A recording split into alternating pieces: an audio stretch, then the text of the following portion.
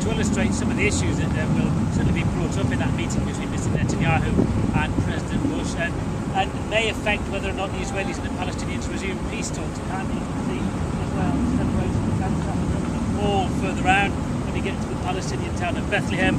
This is what some people call a Jewish settlement. Some Israelis would call this part of East Jerusalem. And of course, Benjamin Netanyahu has stopped building of new settlement buildings in the West Bank. Now, some of those people who disagreed with Benjamin Netanyahu's decision are the Settlers Council, the Yesha Council.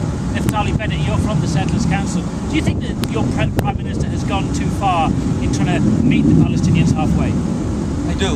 I think the notion of freezing and forbidding Jews from building in their capital is absurd, immoral, and most importantly wrong from the interest of Israel and for the sake of peace. I think the moment we stop showing our strength in this area, we're inviting radical Islam to attack us and to create a much more unstable environment.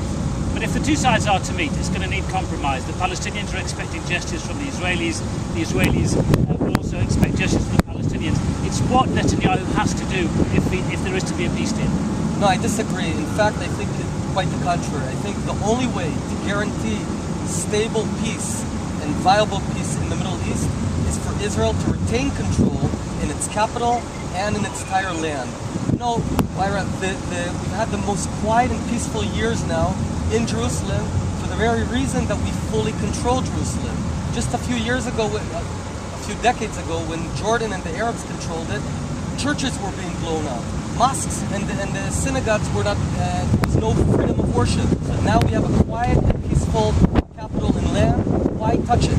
So do you expect, given what Obama and Netanyahu disagreed on earlier in the year, do you expect any progress in these talks tomorrow in Washington? I think Netanyahu has to stand strong. The overwhelming majority of Israelis, 65% of Israelis, believe that we need to continue to grow in the entire land of Israel, stand strong, and live in peaceful coexistence with the Arabs. And that's the only way to retain peace in the Middle East. Naftali Bennett, thanks a lot. Well, there's one view of settlers here. They expect those settlements to start building again, perhaps as soon as September. And certainly that, of course, won't be music to the ears of the Palestinians, perhaps nor to the Americans. And perhaps at the end of the day, we won't see much progress in the talks between the Americans and the Israelis.